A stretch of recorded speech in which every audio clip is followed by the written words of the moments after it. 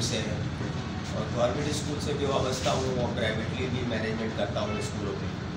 तो स्कूलों में आपने देखा होगा कि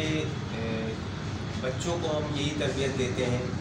कि शजरकारी किस तरह की जाए, पौधे लगाए जाएँ और अपने माहौल को जो है ना वो एक आलूगी से पाक किया जाए। जैसा कि इस दौर में बहुत बड़ा एक चैलेंज है हमारे लिए कि माहौलियाती लिहाज से बेइंतहा आलूगी पाई जाती है और इस पॉल्यूशन को दूर करने के लिए एक वाहिद हमारे पास जो मकसद है कि हम शजरकारी करें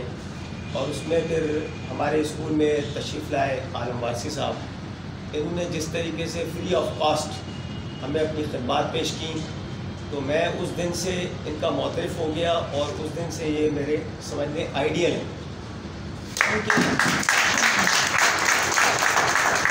क्योंकि इस दौर में इंतहाई खालिस बंदा जो कि ईमानदारी के साथ अपनी जेब से पैसा खर्च कर रहा हो और अपने हाथों से सारे काम अंजाम दे रहा हूँ, वो मैंने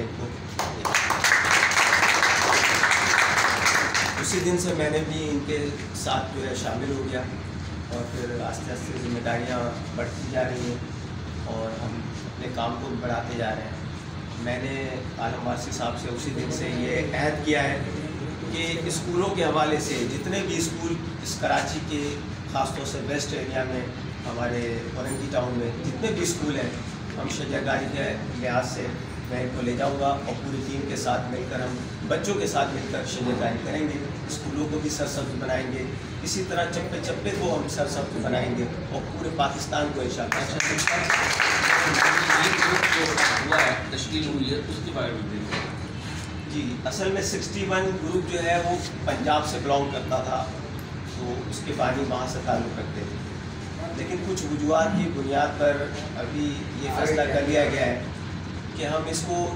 सिर्फ कराची की हद तक लेके चलेंगे पहले और उसके बाद फिर हम आगे बढ़ेंगे सिंध और पाकिस्तान। इस लिहाज से 99 हमने आलम वारसी साहब ने रखी है ना और उसके साथ इंशाअल्लाह